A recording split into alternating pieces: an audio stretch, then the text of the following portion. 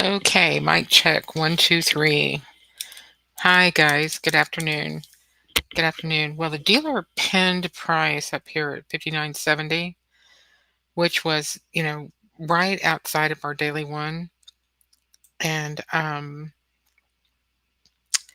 right on my stop line, as a matter of fact. So we I got turned around on this trade and tried to reverse to the mean on low volatility, and it just did not work out.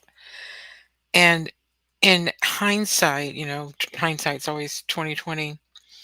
This 37-day one broke at 2:15 in the morning.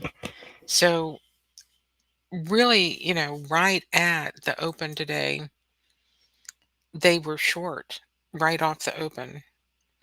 And right on the 37-day one, they went right below it right away.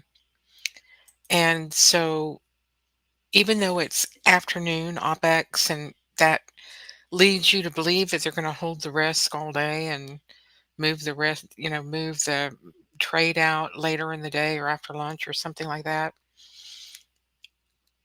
That was my misunderstanding of how they work. Given the global macro in this situation, with the trillions of dollars coming back into the United States and all of the success of the Middle Eastern tour and global trading partners, remanufacturing, reindustrialization, repatriating the dollar back into the United States also. Um, it's all very positive and growth oriented. So they're not wanting to hang on the fifth day. We were 1, 2, 3, 4 days on the line. Instead of holding it there all day today, they bailed out at 2:15, and I thought at first that they were gonna turn it around and bring it back in, and, they didn't. So that was my bad. I just got, you know, um, to a point where I just started trying to bounce these, you know, pushes below the daily one on the VIX, and I got caught flat-footed on that. So I'm down on my trade, today, so that's a little bit disappointing, but overall, the structure is so exciting. I've, figured out that my framework for my break evens is working out really, really well, and I think I've nailed it pretty good, and I've got a good framework for, risk reward with my skew between the daily open and close. To add that skew to the point range to help trail the risk up, or not trail, but have a one-on-one trade, or I guess you could use it to trail. We'll try it both ways, but a better method really for trading instead of just trading in the middle of a range like I was doing today is wait for price to hit a level. And that's really what the beauty of Jats PT is once we hit our level, then we can control the risk, because controlling the risk is the only way we're all going to be successful in this. The trades will come. We'll get far more winners than losers. Um, but managing the risk and your portfolio is of paramount importance. So, um, hold on for me one second.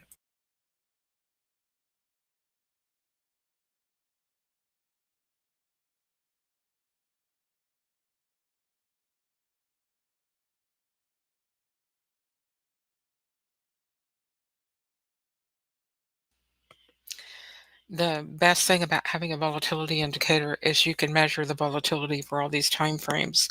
So I can get the 1 hour IB, I can get a 5-minute range or a 15-minute range or a 60-minute range or a daily range. And I can know where we are in relation to that range with the 1 over the 14, and I just didn't get the break that I was looking for today with the return to the mean action. And it had to do with this 37-day one. We were below the 37-day one, and that's very bullish. So it wasn't so much that I was misreading the market being inside the one and then taking advantage of a divergence between the dip of the VIX going below, but we were still inside the one here, and then trying to, you know, trade those reversion to the mean trades. It works quite a lot of the time when you're in low volatility. It's a very good trade, a reversion to the mean and selling premium. It's not the day to really do the call spreads, but it ended up being a call spread day. The dealer pushed the market out to the edge, in fact, over the line into negative call premium. Um, this last little leg was a negative call premium. So it did not help anyone except for the dealer who was penning price right there at 59.70. And that's what they did is they pinned it right here at 59.70.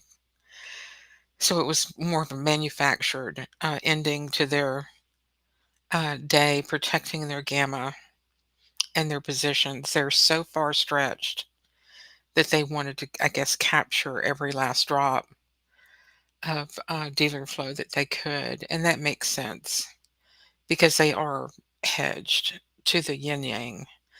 So, with that said, Monday is a new day, and